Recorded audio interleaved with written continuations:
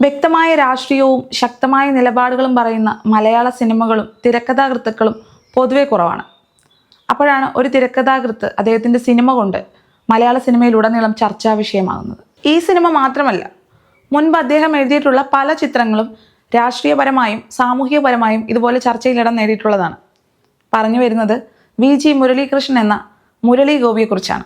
India ഒട്ടാകെ അറിയപ്പെടുന്ന പ്രശസ്ത നടനായ ഭാരത് ഗോപിയുടെ മകൻ. ആ സ്ഥാനപ്പേരിൽ തന്നെയാണ് മുരളി ഗോപിയുടെ കടന്നുവരവ്. ലാൽ ജോസ് സംവിധാനം ചെയ്യുന്ന രസികൻ എന്ന ചിത്രത്തിൽ ഒരു വില്ലൻ വേഷത്തിൽ അദ്ദേഹം തൻ്റെ സിനിമാ ലോകത്തേക്കുള്ള അരങ്ങേറ്റം ആരംഭിക്കുന്നു. അതിൽ തന്നെ ഒരു ഗാനവും കൂടി അദ്ദേഹം ആലപിക്കുന്നു. അന്ന് അത് അത്ര ചർച്ചാവിഷയമായില്ലെങ്കിലും പിന്നീട് ആ ഗാനം ആലപിച്ചത് മുരളി ഗോപിയാണെന്ന് ചൊല്ലി കുറേ ആൾക്കാർക്ക് അന്നാണ് അതിനെക്കുറിച്ചുള്ള അറിവ് കിട്ടുന്നത്. അദ്ദേഹം വളരെ നല്ലൊരു ഗായകനാണ്. കൂടാതെ അദ്ദേഹം തിരക്കഥ എഴുതിയ ചിത്രങ്ങളെല്ലാം വളരെ ആനുകാലിക പ്രസക്തിയുള്ള ചിത്രങ്ങളായിരുന്നു. 7 ചിത്രങ്ങൾക്ക് അദ്ദേഹം തിരക്കഥ എഴുതിയിട്ടുണ്ട്. ഈ 7 ചിത്രങ്ങളിൽ പലതും ചർച്ചാ വിഷയമായ ചിത്രങ്ങളുമാണ്. എടുത്തു പറയത്തക്കതാണെങ്കിൽ ലെഫ്റ്റ് റൈറ്റ് ലെഫ്റ്റ്, ഈ അടുത്ത കാലത്ത് ടിയാൻ തുടങ്ങി ഇപ്പോൾ വന്നു നിൽക്കുന്ന ലൂസിഫർ വരെ. കാരണം എന്താണെന്ന് ചോദിച്ചാൽ അദ്ദേഹത്തിൻ്റെ രാഷ്ട്രീയം അദ്ദേഹത്തിൻ്റെ സിനിമയിലൂടെ തുറന്നു പറയുന്നു. പല രാഷ്ട്രീയ പാർട്ടികൾക്കെതിരെയും അദ്ദേഹം സംസാരിക്കുന്നു. ചിലരിൽ ഇത് അസ്വസ്ഥത ഉളവാക്കുന്നു. സിനിമയെ കാണാൻ സാധിക്കാത്തതും സിനിമയിൽ ഉടനീളം വന്നു പോകുന്ന പല രാഷ്ട്രീയ പാർട്ടികളെക്കുറിച്ചുള്ള പ്രതിപാദനത്തിനും ചിലർക്ക് മാത്രം മുറിവേൽക്കുന്നതും എന്താണെന്ന് നമ്മൾ ചിന്തിക്കേണ്ടിയിരിക്കുന്നു. ലെഫ്റ്റ് റൈറ്റ് ലെഫ്റ്റ്, ടിയാൻ, ഈ അടുത്ത കാലത്ത് എന്ന് തുടങ്ങിയ ചിത്രങ്ങൾ രാഷ്ട്രീയപരമായി വളരെ ചർച്ച നേടിയ ചിത്രങ്ങളായിരുന്നു. ഇതിലൂടെ ഒരുപാട് സൈബർ അറ്റാക്കുകൾ ശ്രീ മുരളി ഗോപി നേരിടേണ്ടി വന്നിട്ടുണ്ട്. പക്ഷെ അദ്ദേഹം കുലുങ്ങിയിട്ടില്ല. വീണ്ടും അദ്ദേഹത്തിൻ്റെ തിരക്കഥകളിലൂടെ അദ്ദേഹത്തിൻ്റെ രാഷ്ട്രീയം വ്യക്തമാക്കി കൊണ്ട് തന്നെയിരുന്നു. ചില ചിത്രങ്ങളിലെ തിരക്കഥകൾ കൊണ്ട് അദ്ദേഹം ഇന്ന രാഷ്ട്രീയ അനുഭാവിയാണെന്ന് വരെ പറഞ്ഞവരുണ്ട്. പക്ഷെ അദ്ദേഹം പല ഇൻ്റർവ്യൂകളിലും പറഞ്ഞിട്ടുണ്ട്, ഈ ചിത്രത്തിനെ അടിസ്ഥാനമാക്കി എഴുതുന്ന രാഷ്ട്രീയം അല്ലെങ്കിൽ ഈ ചിത്രത്തിൻ്റെ ശാഖ ആ ചിത്രത്തിൻ്റെ അനുഭാവത്തോടു കൂടി എഴുതുന്നതാണ്. പല ഇൻ്റർവ്യൂകളിലും അദ്ദേഹം പറഞ്ഞിട്ടുണ്ട്, ജീവിച്ചിരിക്കുന്ന ഒരാളുമായും അദ്ദേഹം എഴുതുന്ന കഥാപാത്രങ്ങൾക്ക് യാതൊരുവിധ ബന്ധവുമില്ല. അത് നമുക്ക് തോന്നുന്നത് അതിപ്പോൾ നടന്നുകൊണ്ടിരിക്കുന്ന അല്ലെങ്കിൽ നമുക്ക് പരിചയമുള്ള ഏതെങ്കിലും വ്യക്തികളുടെ ചായ്വ് വരുന്നത് കൊണ്ടായിരിക്കാം, അല്ലെങ്കിൽ ആ ചായ്വിലുള്ള രാഷ്ട്രീയ പാർട്ടിയിലുള്ള ഒരു കഥ ആയതുകൊണ്ടായിരിക്കാം. ഇത്രയും സൈബർ അറ്റാക്കുകൾ ഇപ്പോൾ നേരിട്ടുകൊണ്ടിരുന്നിട്ടും അദ്ദേഹത്തിന് അതിന് മറുപടി ഒന്നും പറയേണ്ട ആവശ്യമില്ല എന്ന് തോന്നുന്നത്, അദ്ദേഹം മുൻപും പറഞ്ഞതുപോലെ സെൻസർ ചെയ്യപ്പെടുക എന്ന് പറയുന്നത് ഒരാളുടെ ആശയത്തെ ചോദ്യം ചെയ്യുക എന്നതാണ്. എവിടെ വായിച്ചതുപോലെ നുണ രാജ്യം ഭരിക്കുമ്പോൾ സത്യം സെൻസർ ചെയ്യപ്പെടും. അങ്ങനെ ഒരു കാര്യമാണ് ഇപ്പോൾ നടന്നുകൊണ്ടിരിക്കുന്നത്. എമ്പുരാനിലെ രാഷ്ട്രീയ വിഷയം സോഷ്യൽ മീഡിയ മുഴുവൻ കത്തി നിൽക്കുമ്പോഴും അദ്ദേഹം ഇതിന് യാതൊരുവിധ മറുപടിയും നൽകിയിട്ടില്ല.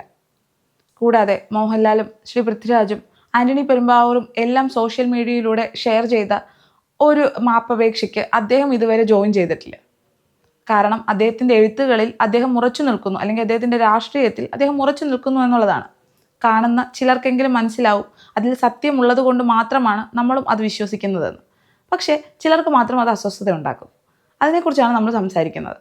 ഇന്ത്യയിലുടനീളം നടന്നിട്ടുള്ള പല കലാപങ്ങളെക്കുറിച്ചും ചരിത്രങ്ങളെക്കുറിച്ചും സിനിമ ഉണ്ടായിട്ടുണ്ട്. പക്ഷേ ചില സിനിമകളിൽ മാത്രം പരാമർശിക്കുന്ന ഘടകങ്ങളെക്കുറിച്ച് മാത്രമാണ് ഇപ്പോൾ വിവാദങ്ങൾ ഉണ്ടാകുന്നത്. അതുപോലൊരു വിവാദത്തിലാണ് എമ്പുരാനും പെട്ടിരിക്കുന്നത്. പക്ഷേ സിനിമ പല ആൾക്കാരും പോയി കാണുന്നു, കണ്ടതിന് ശേഷം അവരുടെ വ്യക്തിപരമായ അഭിപ്രായങ്ങൾ പറയുന്നു, തിരക്കഥകളെക്കുറിച്ച് പറയുന്നു, മേക്കിങ്ങിനെ കുറിച്ച് പറയുന്നു, പലതും പറയുന്നു.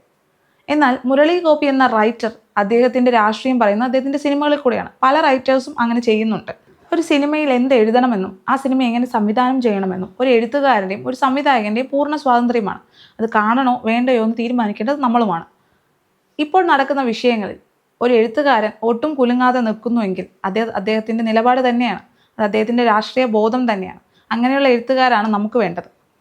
എന്തിനെക്കുറിച്ചും തുറന്നു പറയാനും ഒരു ചട്ടക്കൂടിന് അതിർവരമ്പുകളിൽ നിന്ന് നമ്മളെ ഖണ്ഡിച്ച് പുറത്തേക്ക് കൊണ്ടുവരാനും ഒരു സിനിമയ്ക്ക് സാധിക്കുമെങ്കിൽ, ആ സിനിമ നമ്മളെ ഇൻഫ്ലുവൻസ് ചെയ്യുന്നുണ്ടെങ്കിൽ, തെറ്റുകളായ കാര്യങ്ങൾ മാത്രം സിനിമ ഇൻഫ്ലുവൻസ് ചെയ്യുന്നുവെന്ന് മാത്രം പറയാതെ നല്ലതിനെ എടുക്കാനും ചീത്തയെ കളയാനുമുള്ള സ്വാതന്ത്ര്യം പ്രേക്ഷകരായ നമുക്ക് ഓരോരുത്തർക്കുമുണ്ട്. ശക്തമായതും ആനുകാലിക പ്രസക്തിയുള്ളതുമായ ഒരുപാട് ചിത്രങ്ങൾ നമുക്ക് സമ്മാനിച്ച ശ്രീ മുരളി ഗോപിയെ പോലുള്ള എഴുത്തുകാരാണ് വീണ്ടും വരേണ്ടതെന്ന് എനിക്ക് തോന്നാറുണ്ട്. അതുപോലെ തന്നെ കാലത്തിന് മുമ്പേ സഞ്ചരിച്ച സിനിമകളാണ് മുരളി ഗോപി എഴുതിയിട്ടുള്ളതെന്നും തോന്നാറുണ്ട്. സോഷ്യൽ മീഡിയ മുഴുവൻ മാപ്പപേക്ഷകൾ കൊണ്ട് നിറയുമ്പോൾ അദ്ദേഹത്തിൻ്റെ മൗനത്തെ അദ്ദേഹത്തിൻ്റെ സിനിമയിലെ തന്നെ ഒരു ഡയലോഗായിട്ട് നമുക്ക് ചിലപ്പോൾ കൂട്ടി വായിക്കാൻ സാധിക്കും. എൻ്റെ വീടിൻ്റെ ചുമരിൽ ഒരാളുടെ ഫോട്ടോ മാത്രമേ ഉള്ളൂ, അതെൻ്റെ അച്ഛൻ്റേതാണ്. മാപ്പ് ഞാൻ പറയില്ല. ഇത്രയും കടുകട്ടിയായ രാഷ്ട്രീയത്തെ നമുക്ക് എങ്ങനെയാണ് തകർക്കാൻ കഴിയുക? ആർക്കും തകർക്കാൻ കഴിയില്ല. മതത്തിൻ്റെയും രാഷ്ട്രീയത്തിൻ്റെയും പേരിൽ ഒരു സിനിമകളും കീറി മുറിക്കപ്പെടാതിരിക്കട്ടെ. ഒരു സിനിമ കാണുവാനും ആ സിനിമയ്ക്ക് അഭിപ്രായം പറയാനും വിമർശിക്കാനുമുള്ള സ്വാതന്ത്ര്യമാണ് നമുക്കുള്ളത്. ഒരു സംവിധായകൻ്റെയോ ഒരു എഴുത്തുകാരൻ്റെയോ ആവിഷ്കാര സ്വാതന്ത്ര്യത്തെ ചോദ്യം ചെയ്യാതിരിക്കുക എന്നുള്ളത് നമ്മുടെ കടമ കൂടിയാണ്. സിനിമയിലുടനീളം ഇത്രയും നല്ല രാഷ്ട്രീയങ്ങൾ പറയുവാനും ഇത്രയും നല്ല സിനിമകൾ തരുവാനും ആർജവം കാണിക്കുന്ന മുരളി ഗോപിയെ പോലെയുള്ള തിരക്കഥാകൃത്തുക്കളെ നമ്മൾ പിന്തുണയ്ക്കുക കൂടിയാണ് ചെയ്യേണ്ടത്. ഇനിയും ശക്തമായ സിനിമകൾ മലയാളത്തിലുടനീളം കടന്നു വരണമെന്ന ആശംസയോടെ നിർത്തുന്നു.